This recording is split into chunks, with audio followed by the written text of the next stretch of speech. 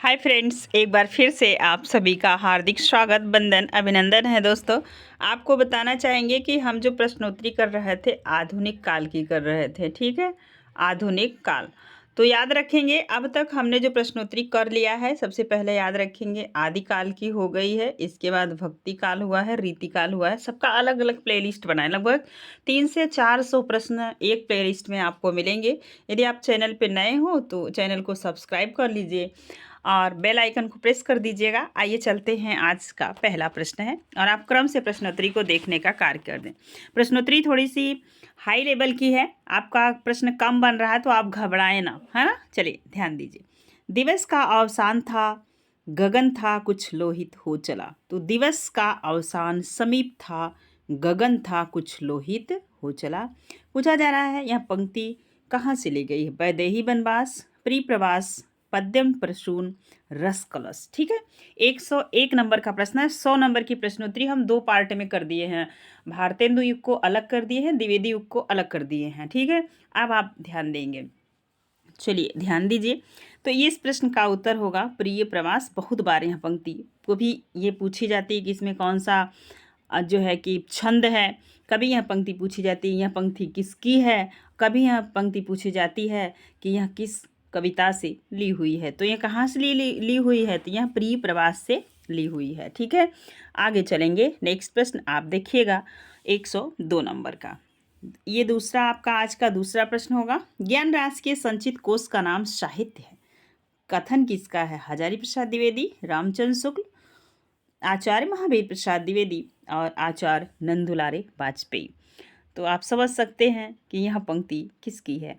तो आप ध्यान दीजिएगा, ज्ञान राशि के संचित कोश का नाम साहित्य है और यही कहते हैं साहित्य समाज का दर्पण है। ठीक है, तो यह कथन किसका है? यह दोनों कथन आचार्य महावीर प्रसाद द्विवेदी के साहित्य समाज का दर्पण है। इसे भी आप नोट कर लीजिएगा, ध्यान दीजिए। बड़ी धूम से टेसू आए, लड़के लाडी साथ लाए, होगा दिल्ली में दरबार, सुनकर चौक पड़ा संसार। यह देख रहे हैं, पूछा जा रहा है किसका कथन है?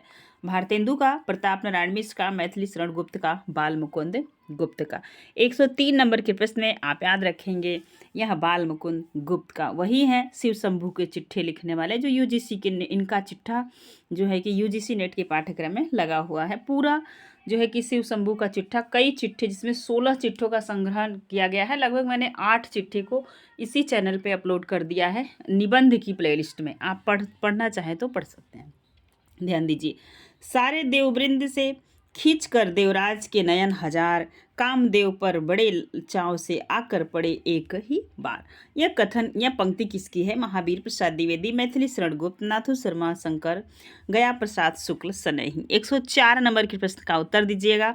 तो यह भी कथन है महावीर प्रसाद द्विवेदी का। ए नंबर सही होगा। अगला देखेंगे, 105 नंबर का प्रश्न है। लिखो न करो लेखनी बंद, श्रीधर सम सब करी सुछंद। तो देख रहे हैं यह पंक्ति किसकी है?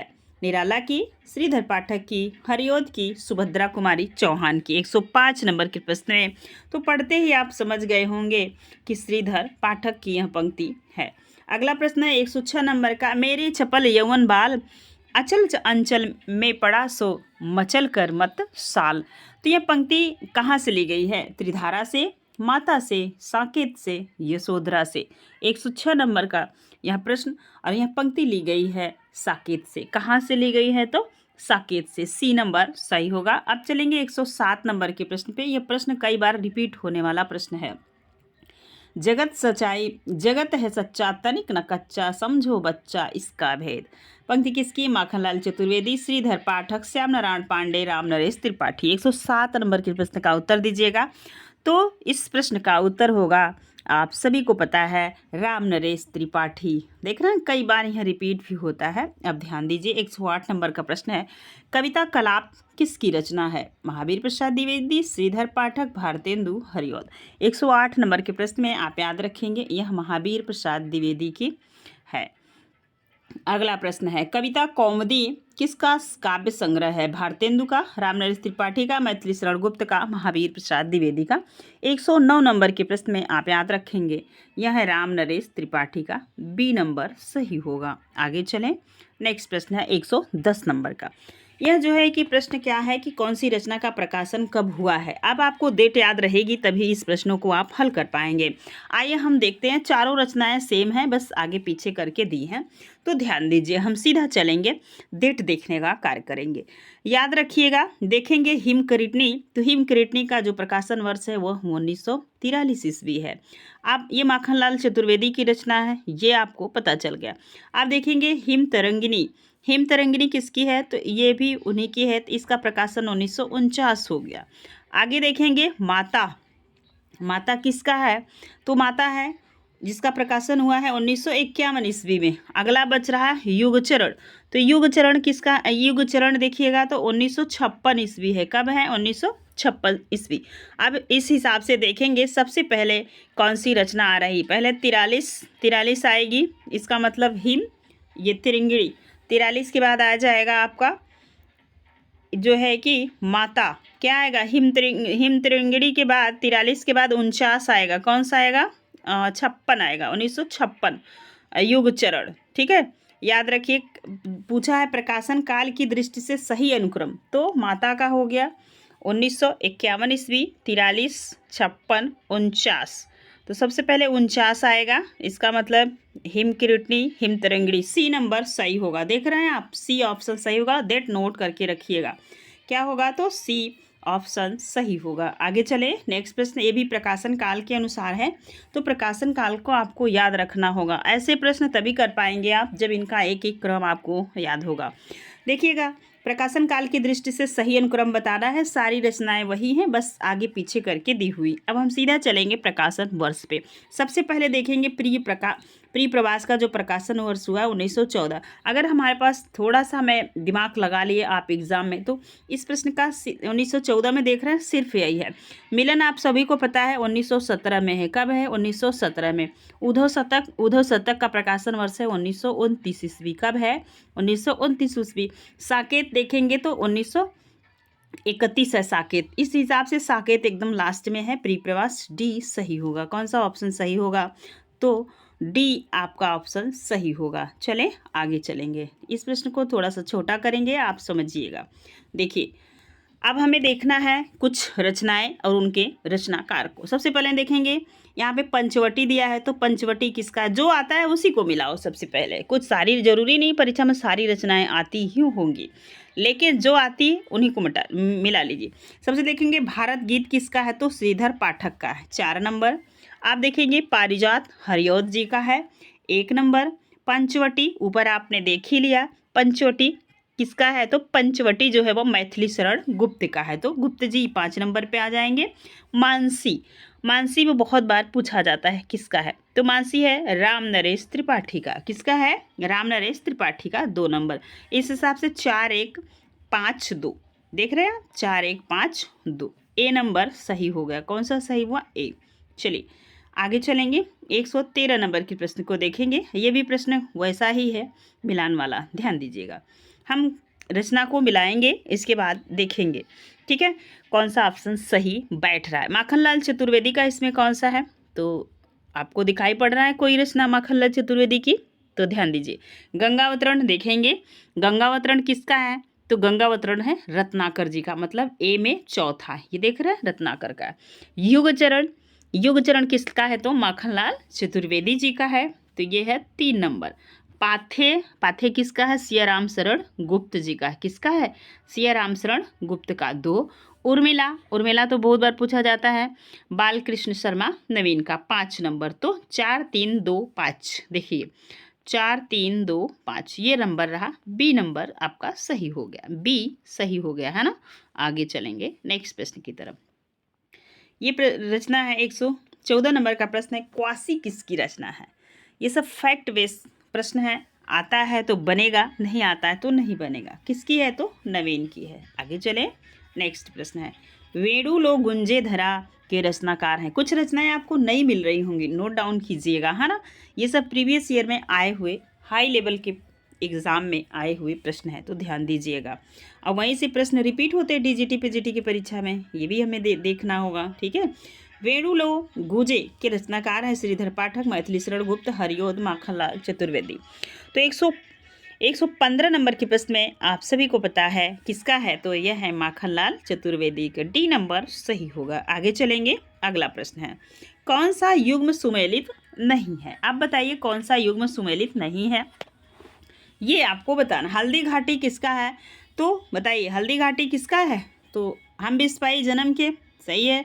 स्वप्न किसका है, तो स्वप्न, भाई स्वप्न बताना है किसका है, तो याद रखेंगे ये जो है कि हम बिस्पाई जन्म के, स्वप्न राम नरेश त्रिपाठी, चोखे चौपदे हरिऔध, तो ये तीनों रचनाएं सही हैं। हल्दी घाटी सुभद्रा कुमारी चौहान की रचना नहीं है, यह है श्याम नारायण पांडे की, श्याम नारायण पांडे जी की, ठीक है, पांडे, ठीक। आगे चलते हैं। नेक्स्ट प्रश्न है 117 नंबर का, छायावाद की प्रयोगशाला का प्रथम आविष्कारकर्ता काव्य कृति है, तो ये है कुररी के प्रति, झरना, पल्लव, जूही की कली।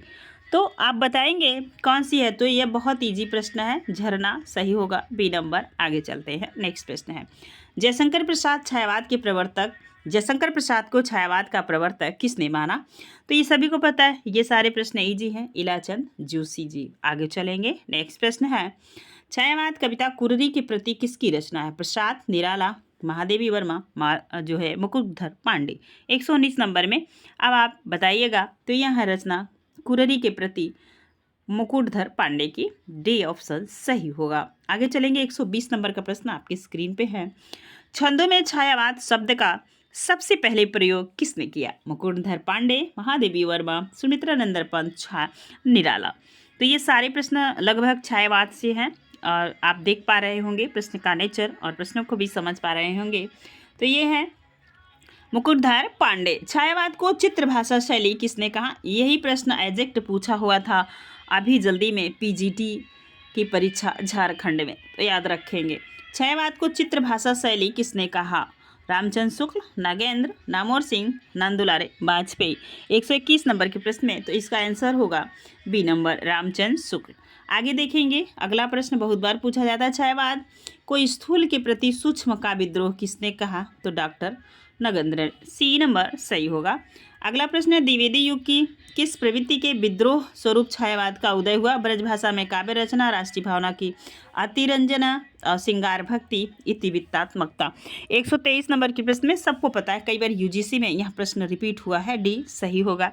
इसी के कारण छायावाद का जो है कि आविष्कार हुआ है। 124 नंबर का प्रश्न आप याद रखेंगे, छायावादी काव्य प्रवृत्ति नहीं है, प्रकृति का समान चित्रण, आत्माभिव्यक्ति प्रधानता, प्रेम का उदात्त चित्रण, वेदना और निराशा की सघन व्यंजना। 124 नंबर के प्रश्न में आप ध्यान दीजिएगा, थोड़ा सा इस समय नवरात्र चल रहा है तो देवी के यहाँ वो सारे कार्यक्रम हो रहे हैं, तो इसको इग्नोर करके आप प्रश्नों पे ध्यान दीजिएगा। 124 नंबर के प्रश्न का आप सभी उत्तर दीजिए।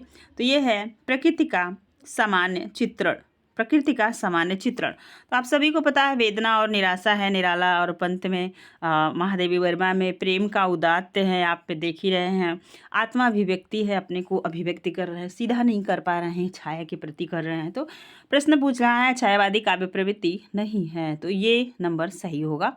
आगे चलें, 125 नंबर का प्रश्न आपकी स्क्रीन पे है, जयशंकर प्रसाद का आरंभिक उपनाम है मधुप, कलाधर, रसिक, प्रसाद। 125 नंबर के प्रश्न में उत्तर दीजिएगा, तो ये है कलाधर, बी नंबर सही होगा। आगे चलेंगे, अगला प्रश्न है, छायावाद के 4 स्तंभों में कौन सम्मिलित नहीं है, निराला भी है, जयशंकर प्रसाद है, महादेवी वर्मा, मुक्तिबोध नहीं है। ठीक है, आगे चलिए। नेक्स्ट प्रश्न है, छायावाद के सर्वाधिक कटु आलोचक कौन है, इलाचंद जोशी, आचार्य रामचंद्र शुक्ल, नंदुलारे वाजपेयी, महावीर प्रसाद द्विवेदी।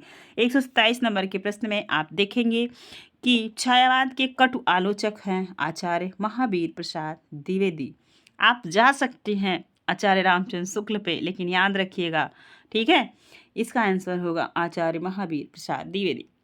छायावाद की निम्नलिखित विशेषता हो सकती है, विशेषण विपर्यय, स्वच्छंद भावेश, मूर्त विधान, इतिवृत्तात्मकता। 128 नंबर का प्रश्न है जो आपकी स्क्रीन पे है। तो छायावाद की विशेषता पूछा जा रहा है, एक नहीं होगा, बाकी 3 होंगे। ठीक है, आगे चलिए, ये चौथा नहीं होगा क्योंकि यह द्विवेदी युग की विशेषता है, तो आप याद रखेंगे। तो क्या नहीं होगा भाई, चौथा नहीं होगा, तो इससे ए सही होगा। कौन सा सही होगा? ए नंबर सही होगा। आगे चले, नेक्स्ट प्रश्न है 129 नंबर का। 1920 ईस्वी में सरस्वती पत्रिका के जुलाई अंक में प्रकाशित मुकुटधर पांडे की वह कविता जो छायावाद के युग की प्रथम कविता मानी जाती है, तो यह है कुर्की के प्रति। बी नंबर सही होगा। यह प्रश्न ऊपर आपसे पूछा गया था, थोड़ा सा घुमा के, ठीक है, ध्यान दीजिए। 130 नंबर का प्रश्न है, किस समीक्षक ने छायावाद को तत्कालीन काव्य की संपूर्ण विशेषताओं की व्यंजना में असमर्थ समझकर उसके स्थान पर स्वच्छंदतावाद शब्द का प्रयोग अधिक सार्थक माना? नामवर सिंह, रामकुमार वर्मा, बच्चन सिंह, वासुदेव सिंह। 130 नंबर के प्रश्न है, आप सभी याद रखेंगे, आंसर होगा बच्चन सिंह।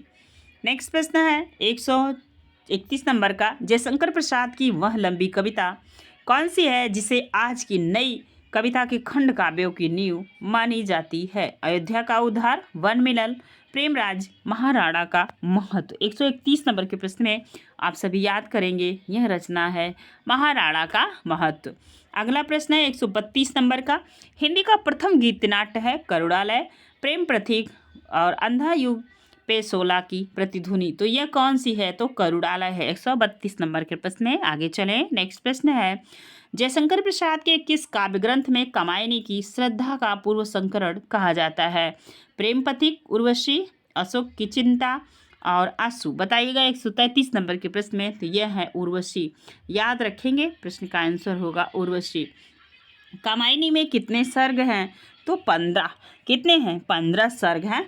चिंता, आशा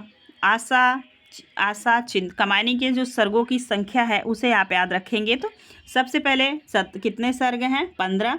चिंता, आशा, श्रद्धा, काम, वासना, लज्जा, कर्म, ईर्षा, ईड़ा, स्वप्न, संघर्ष, निर्वेद, रहस्य, आनंद। ये रहे टोटल 15 सर्ग। बार बार लिख के आप इन्हें याद कीजिए। अब हायर एजुकेशन में भी पूछा गया यह प्रश्न है, विज्ञापन 50 में यह प्रश्न पूछा गया था, जो है 9वें नंबर पे कौन सा सर्ग आएगा। तो ऐसे ऐसे प्रश्न बनते रहते हैं, आपको याद रखना है। कामायनी का प्रकाशन वर्ष क्या है? 1920, 1925, 1930, 1935। डी नंबर सही होगा। आगे देख पा रहे होंगे, अब कामायनी के सर्गों का सही अनुक्रम भी आपके सामने आ चुका है ना, तो ध्यान रखिए। अब बताइए कौन कौन सा है? तो सबसे पहले चिंता है, चिंता, आशा, श्रद्धा, काम, वासना, लज्जा। तो ठीक ए नंबर सही होगा। समय न बर्बाद करते हुए हम प्रश्नों को आगे बढ़ाते हैं। देखिए, अब वहाँ पे 4 दिया था, 4 यहाँ से ले लो। कामायनी के सर्गों का सही अनुक्रम है, तो वहाँ पे आपने देखा था चिंता, आशा, श्रद्धा, काम वासना। आप देखेंगे लज्जा से, तो क्या आ जाएगा? लज्जा। बी नंबर 137 में, ठीक है। लज्जा, कर्म, ईर्षा, ईड़ा, स्वप्न। यहाँ तक हो गए 4, इसे नोट कर लीजिए आप। अब आगे देखिए कामायनी के सर्गों की संख्या। तो अब आपने देख लिया लज्जा, कर्म, ईर्षा, ईड़ा और स्वप्न। आप देखेंगे संघर्ष, तो यहाँ आ गया संघर्ष, निर्वेद, दर्शन, रहस्य और आनंद। लास्ट में आनंद की अनुभूति होती है। सी नंबर सही होगा। अब तो आपको मिल गया सारे प्रश्न का उत्तर। ध्यान दीजिए, कामायनी का सर्ग नहीं है, तो श्रद्धा भी है, ईर्षा भी है, लज्जा भी, इच्छा नहीं है। डी नंबर ये आंसर होगा। आगे चलिए, मिलाइए। अब आपको मिलाना है। बहुत ही मज़ेदार प्रश्न और आपको अच्छा भी लग रहा होगा। अगर वीडियो पसंद आ रहा है तो प्लीज़ बिना लाइक किए मत जाइएगा। ध्यान दीजिए, 140 नंबर का प्रश्न है, हमें मिलान करना है कि कौन सी रचना खंड काव्य है, गीत काव्य है, चंपू है। ठीक है, लहर क्या है? सबसे पहले लहर को आप सभी पता है, लहर क्या है? तो यह एक गीत काव्य है। 4 नंबर। आंसू क्या है? आंसू बताइए सभी लोग। आंसू क्या है? कैसी रचना है? तो यह एक खंड काव्य है। कैसा काव्य है? तो एक खंड काव्य है। 3 नंबर। कामायनी क्या है? तो कामायनी महाकाव्य है। 2 नंबर। क्या होगा? कामायनी महाकाव्य है। आगे चलें, उर्वशी क्या है? उर्वशी चंपू है। क्या है? चंपू है, चंपू। 1 नंबर। तो 4 3 2 1। आंसर क्या होगा? 4 3 2 1। याद रखेंगे। देखिए 4 3 2 1, ए नंबर सही होगा। ठीक है, अब याद आगे चलते हैं। लहर में लंबी कविताएं कितनी हैं? अब ये से आपसे संकलन पूछा जा रहा है, लहर में लंबी कविताएं कितनी हैं? अब याद रखेंगे, तो 4 हैं, 8 हैं, 6 हैं, 2 हैं। तो 4 है। कितनी है? 4 हैं। अगला प्रश्न है आपकी स्क्रीन पे 42 नंबर का प्रश्न है, मतलब 142। प्रसाद कृत प्रलय की छाया की विषय वस्तु के केंद्र में है महाराणा प्रताप का पराभव, पद्मिनी का अग्निदाह, रानी कमलावती का मानसिक द्वंद्व, जल प्रलय। प्रसाद कृत प्रलय की छाया की विषय वस्तु क्या है? अब आप बदलते पैटर्न में ऐसे ही प्रश्न पूछे जा रहे हैं, तो याद रखेंगे विषय वस्तु है रानी कमलावती की मानसिक द्वंद्व है। क्या है? मानसिक द्वंद्व है। 143 नंबर का प्रश्न आपके स्क्रीन पे है, आप ध्यान दीजिएगा। पूछा जा रहा है लहर में संकलित सबसे लंबी कविता कौन सी है? शोक की चिंता, शेरशाह का शास्त्र समर्पण, या पेशाला की प्रतिध्वनि, या प्रलय की छाया।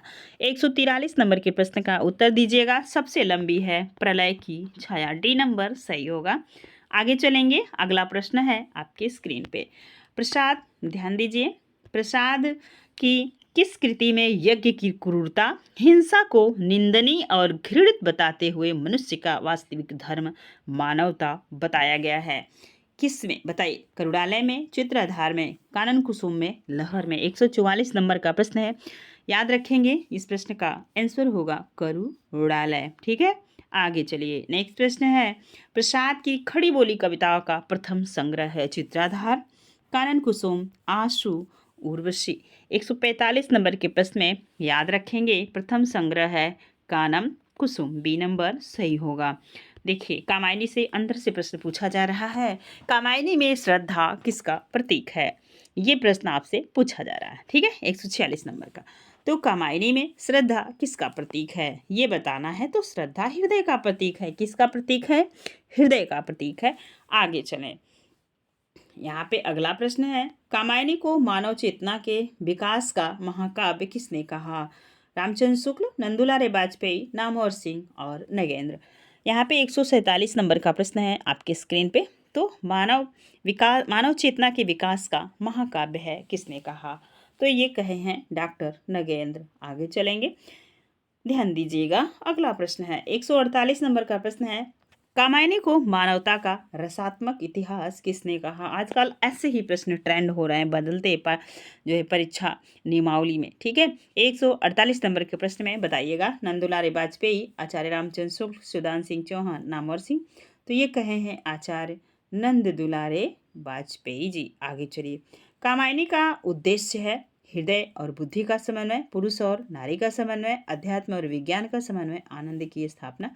तो प्रसाद जी ने कामायनी में आनंद की स्थापना किया हुआ है। आगे चलेंगे, नेक्स्ट प्रश्न है, अगले प्रश्न का उत्तर दीजिए। जयशंकर प्रसाद की रचनाओं का प्रकाशन क्रम। ऐसे प्रश्न टीजीटी पीजीटी में रेयर पूछे जाते हैं, हायर एजुकेशन में पूछे जाते हैं, किसी भी स्टेट का हो, और यूजीसी नेट के तो ऐसे प्रश्न प्रिय प्रश्न होते हैं ना। तो ध्यान दीजिए, हम देखेंगे प्रकाशन वर्ष। अभी ऊपर कुछ रचनाओं का प्रकाशन वर्ष आपने देख लिया है, थोड़ा सा भी अगर आप दिमाग लगाएंगे यह प्रश्न सही हो जाएगा। सबसे पहले जानते हैं कि झरना जो है वह क्या है? मैनिफेस्टो है। किसका है? तो छायावाद का। तो सबसे पहले आप झरना को लीजिए, झरना का प्रकाशन वर्ष क्या है? 1918 ईस्वी, यही है ना। अब आंसू लीजिए, तो 1925 है आंसू का। लहर क्या है? तो लहर सबको पता है, लहर का प्रकाशन वर्ष है 1933 ईस्वी।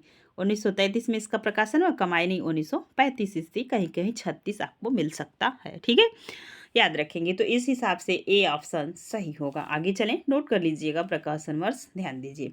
प्रसाद जी की अंतिम कृति है कौन सी है? तो ये है लहर, कामायनी, झरना, अश्रु। 151 नंबर के प्रश्न में आप बताएंगे इनकी अंतिम कृति है कामायनी। क्या है? कामायनी, बी नंबर सही होगा। अब चलेंगे 152 नंबर के प्रश्न में। ये है 152 नंबर का प्रश्न, कामायनी के किस सर्ग में पूंजीवादी सभ्यता और वर्ग संघर्ष का संकेत है? ईर्ष्या, कर्म, ईड़ा और लज्जा, स्वप्न और संघर्ष, चिंता और आशा। ऐसे प्रश्न परीक्षा में मेरिट निर्धारित करते हैं ना, ध्यान दीजिए। तो 152 नंबर में सी सही होगा, स्वप्न और संघर्ष। क्या है? स्वप्न और संघर्ष। आइए आगे चलते हैं। अब प्रश्न बनेगा सुमित्रा नंदन पंत से। अभी सारे प्रश्न कहाँ से बन रहे हैं? जयशंकर प्रसाद से, है ना। देखिए कैसे क्रम से प्रश्नों का यह प्रक्रिया आगे बढ़ रहा है। सुमित्रा नंदन पंत की पहली कविता है ग्राम्या, वाणी, लोकायतन, गिरजे का घंटा। 153 नंबर के प्रश्न में याद रखेंगे। इनका जो पहली कविता है वो है गिरजे के घंटा। कौन सी है? गिरजे के घंटा। अब चलिए अगला प्रश्न है, पंत जी किस काव्य ग्रंथ को प्रकृति का चित्रशाला कहा है? पल्लव को, स्वर्णधूलि को, रजत शिखर को, गीत हंस को? तो पल्लव को कहा है प्रकृति का चित्रशाला। आगे देखिएगा 155 नंबर का प्रश्न है, छायावाद का विष्णु किसे कहा जाता है? अच्छा प्रश्न है, बहुत बार पूछा जाता है ना। तो प्रसाद पंत निराला, तो ये है प्रसाद जी, इसके बाद आते हैं निराला जी, फिर आते हैं पंत जी।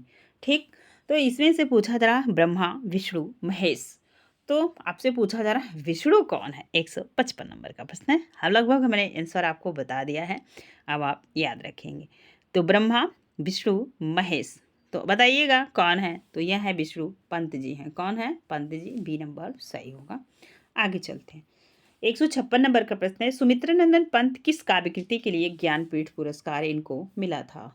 ज्ञानपीठ पूछा जा रहा है, इनको बहुत सारे पुरस्कार मिले हैं, यहाँ पे ये भी आपको ध्यान देना होगा। तो ज्ञानपीठ मिला था चिदंबरा, लोकायतन, कला और बूढ़ा चाँद, पल्लव, किसके लिए मिला था? 156 नंबर के प्रश्न का उत्तर दीजिए। तो चिदंबरा के लिए ज्ञानपीठ मिला था।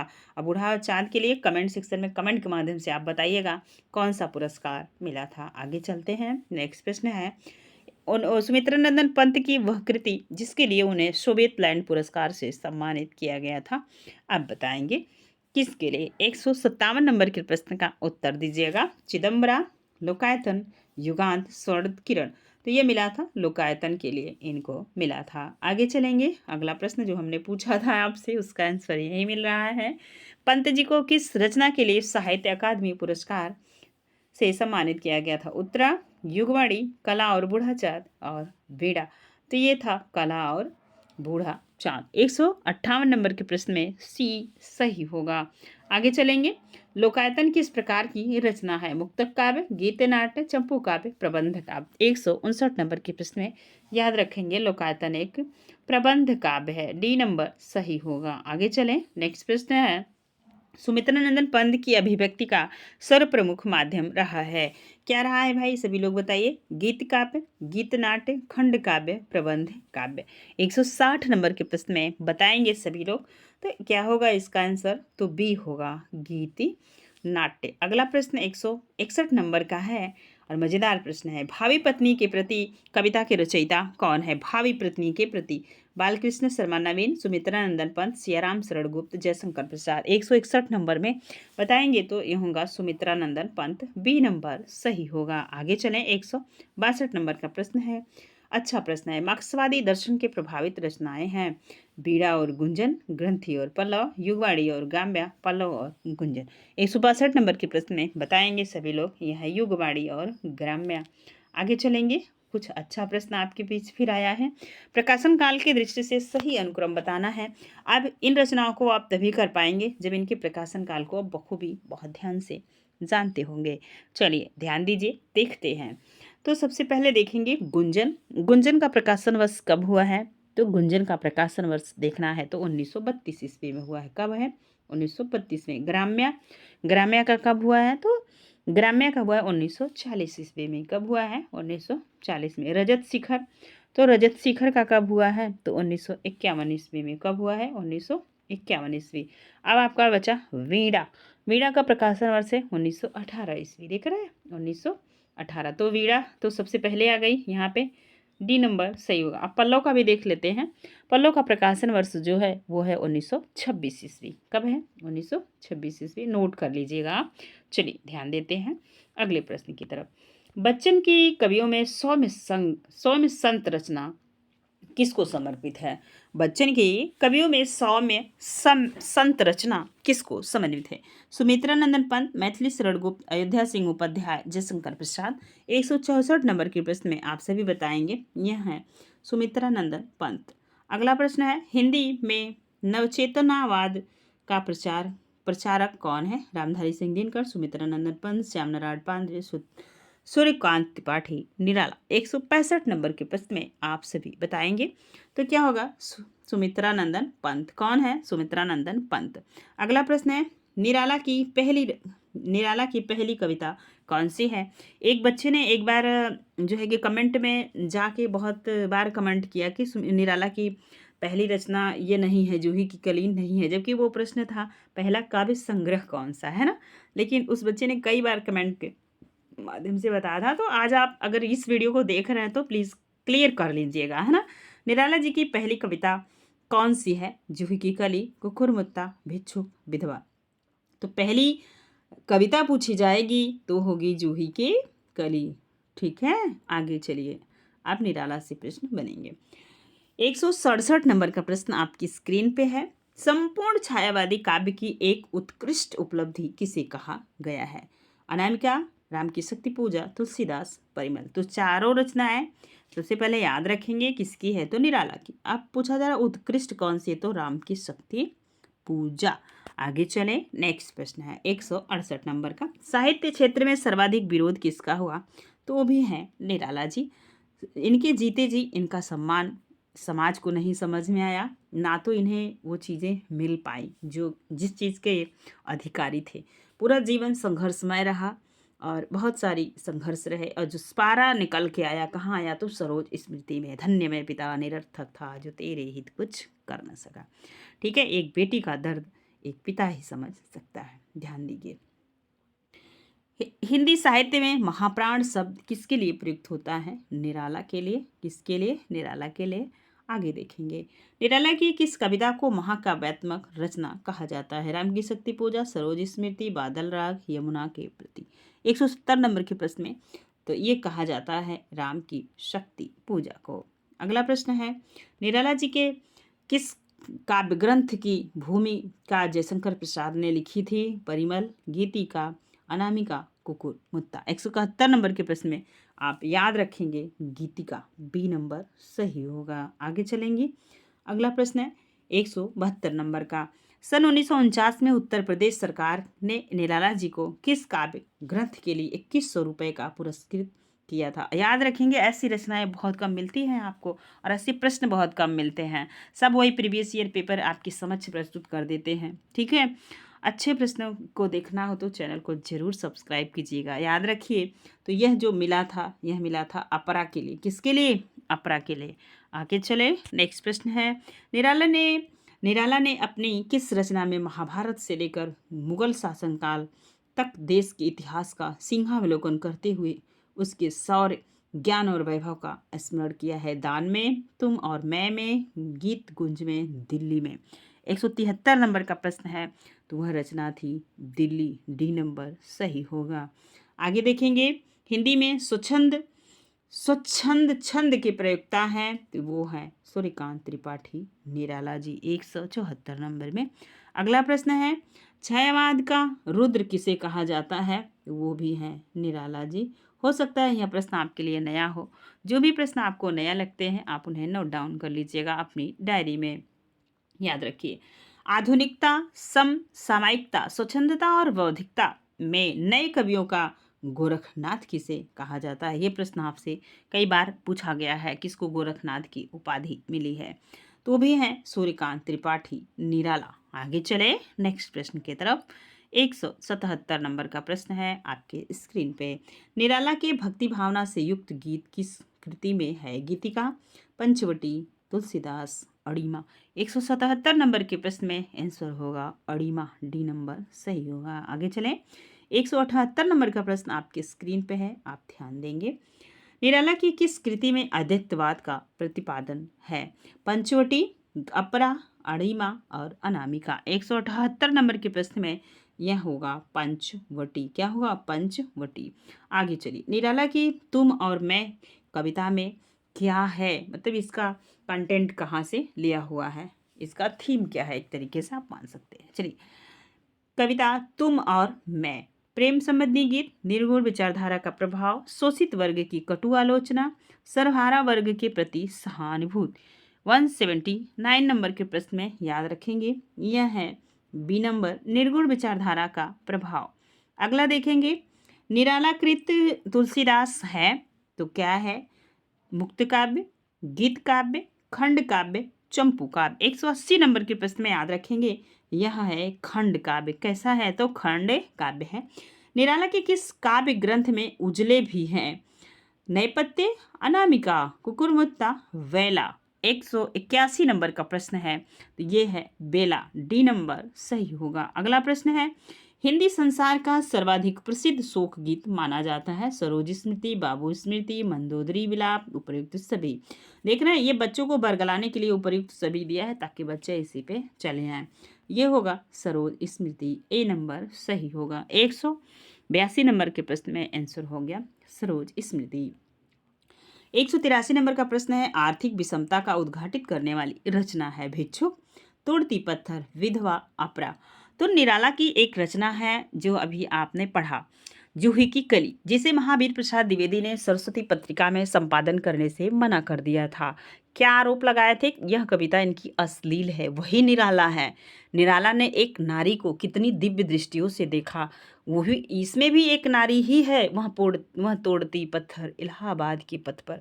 तो बताइए, आप किसी भी रचनाकार के ऊपर कैसे ब्लेम कर सकते हैं? और नारी को कितनी दृष्टि से देखा, एक बेटी को कितनी अच्छी दृष्टि से देखा। फिर भिक्षुक कविता में एक पत्थर तोड़ने वाली जो है कि शोषित दलित महिला को किस तरीके से समाज के मुख्य धारा में जोड़ने का कार्य किया। ऐसे है निराला, ठीक है, ध्यान दीजिए। 183 नंबर के प्रश्न में अब आप बताइए, आर्थिक विषमता का उद्घाटित करने वाली रचना कौन सी है? 183 में तो ये है तोड़ती पत्थर, वह तोड़ती पत्थर इलाहाबाद के पथ पर, है ना, ध्यान दीजिए। 184 नंबर का प्रश्न है, निराला की वह रचना जिसमें दलितों की दयनीय दशा का चित्रण है? बेला, अपरा, नैपत्य और अनामिका। 184 नंबर के प्रश्न का उत्तर होगा, आप लोग ध्यान दीजिएगा, नए पत्ते। देख रहे हैं आप, आगे देखिए। निराला जी का अंतिम काव्य संग्रह ग्रंथ जो उनकी मृत्यु के उपरांत 1969 में प्रकाशित हुआ था, वो थी सांध्य काकली। जब वो दुनिया में नहीं रहे तो इनकी रचना का प्रकाशन हुआ था। आगे चलते हैं, नेक्स्ट प्रश्न है, सजल गीतों की गायिका और आधुनिक युग की मीरा संज्ञाओं से समादृत हैं? तो ये हैं आधुनिक युग की मीरा किसे कहा जाता है? महादेवी वर्मा, सहजोबाई, सुभद्रा कुमारी चौहान, राय प्रवीण। 186 नंबर के प्रश्न में याद रखेंगे, महादेवी वर्मा है आधुनिक युग की मीरा। एक मीरा तो आदिकाल में थी, भक्ति काल में, सॉरी, अब दूसरी मीरा ये है महादेवी जी।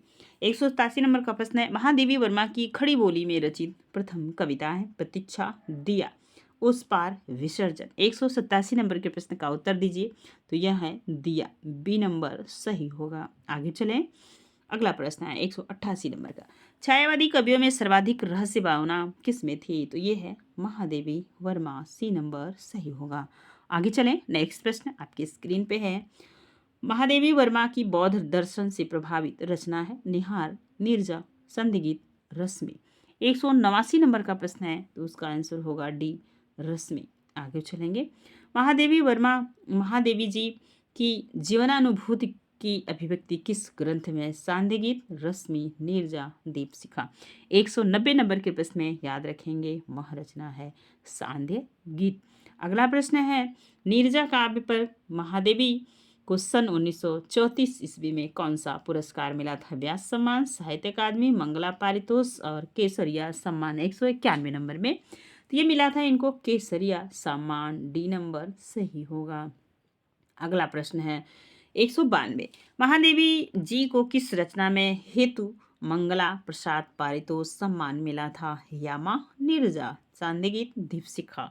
192 नंबर के प्रश्न में आप सभी को पता है यामा के लिए इनको क्या मिला था? मंगला पारितोष सम्मान। आगे ध्यान दीजिए, फिर 193 ईस्वी में 193 नंबर का प्रश्न है, यामा के लिए महादेवी जी को सन 1982 ईस्वी में किस पुरस्कार से सम्मानित किया गया? फिर उसी यामा के लिए जिसको अभी क्या मिला था?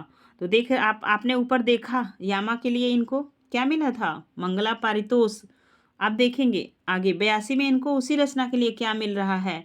तो बताइए, साहित्य अकादमी, ज्ञानपीठ, सरस्वती, व्यास सम्मान। 193 नंबर के प्रश्न का आप सभी उत्तर दीजिएगा, तो बी होगा। क्या होगा? बी, ज्ञानपीठ। ठीक है, अगला प्रश्न है 94 नंबर का। प्रकाशन काल की दृष्टि से महादेवी वर्मा की रचनाओं का सही अनुक्रम क्या है?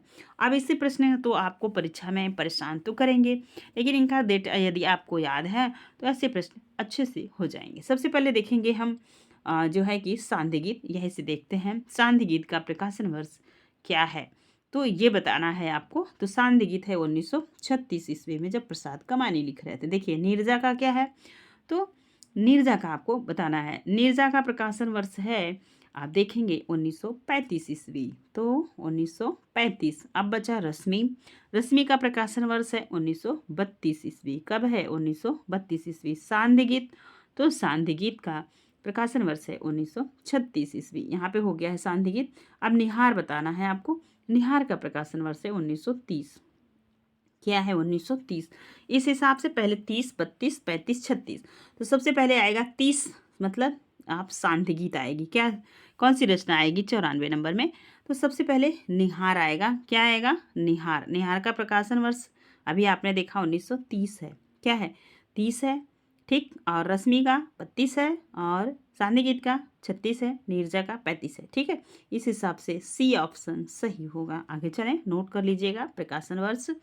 अब चलेंगे 195 नंबर के प्रश्न को देखेंगे। डॉक्टर राम कुमार वर्मा की काव्य कृतियों का सही अनुक्रम क्या होगा? 195 नंबर के प्रश्न का सबसे पहले याद रखेंगे। अब देखेंगे अभिशाप।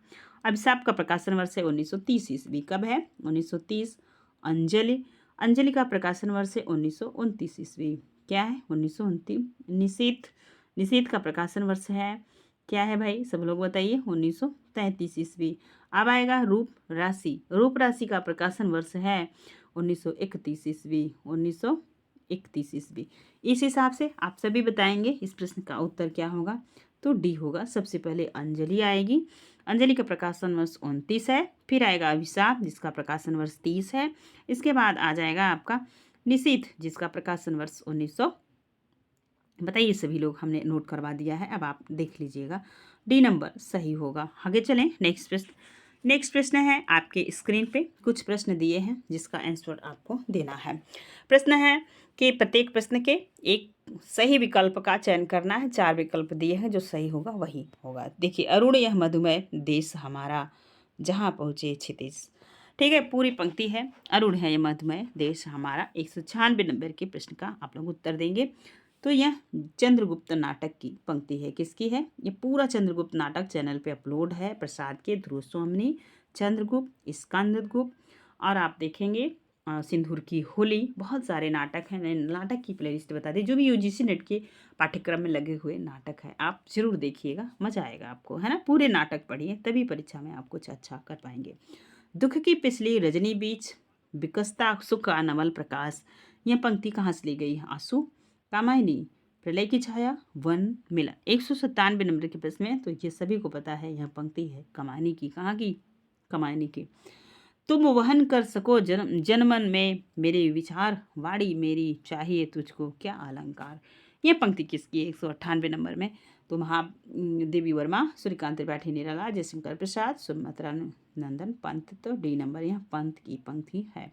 अगला प्रश्न है आपके स्क्रीन पे है। अमा निशा उगलता गगन घन अंधकार, खो रहा दिशा का ज्ञान, स्तब्ध है पवन चार। पंक्ति कहाँ से ली गई है? तो राम की शक्ति पूजा, बादल राग, तुलसीदास, कुकुर मुत्ता। 199 नंबर के प्रश्न का आप सभी उत्तर दीजिएगा। तो यह होगी राम की शक्ति पूजा से। नेक्स्ट अगला प्रश्न है, और आज का अंतिम प्रश्न होगा। यहीं तक लेंगे 100 प्रश्न, और आगे लेंगे हम शायद ये छायावाद के जो कवि हैं उनकी थी। अब इसके बाद आप देख रहे हैं छायोदत्तर काल के जो कवि हैं, आपने राम कुमार वर्मा को देखा, तो इन सब कवियों की आगे रचनाएं आपको मिलेंगी। ठीक है, कुछ कविता, कुछ रचना आपको मिल जाएगी आपके प्रगतिवाद की। यही लेखक कुछ प्रगतिवाद, प्रयोगवाद तक गए हुए हैं। तो मिला के यह पीडीएफ थोड़ा सा बड़ा है, और जिसमें आप जान पा रहे हैं टोटल लगभग 450 और 100 प्रश्न है। तो 200 प्रश्न को प्रश्नोत्तरी हम यहीं पे समाप्त करते हैं। अगर आपको ऐसा वीडियो और चाहिए तो बताइएगा, नहीं तो हम अगर कंटेंट आप पढ़ना चाहते हैं, छोटे छोटे प्रश्नोत्तरी 1 लाइनर, तो भी आप बताइएगा, हम आपके समक्ष प्रस्तुत करेंगे। ठीक है, यह रहा आज का अंतिम प्रश्न। ध्यान दीजिए। वियोगी होगा पहला कवि, आह से उपजा होगा गान, निकल कर नैनों से चुपचाप बही हुई कविता अनजान। किसकी है? 200 नंबर के प्रश्न का आप लोग उत्तर दीजिए। तो बताइए, जयशंकर प्रसाद, सुमित्रा नंदन पंत, निराला महादेवन। तो यह पंक्ति है सुमित्रा नंदन पंत की। किसकी है? सुमित्रा नंदन पंत की। आज के लिए रहे ये 200 प्रश्न। वीडियो कैसा लगा कमेंट सेक्शन में कमेंट के माध्यम से ज़रूर बताइएगा। बस इतना ही। अगर वीडियो पसंद आएगा तो वो रोज़ वाला बात है, लाइक कर दीजिएगा, एक प्यारा सा कमेंट कीजिएगा। धन्यवाद।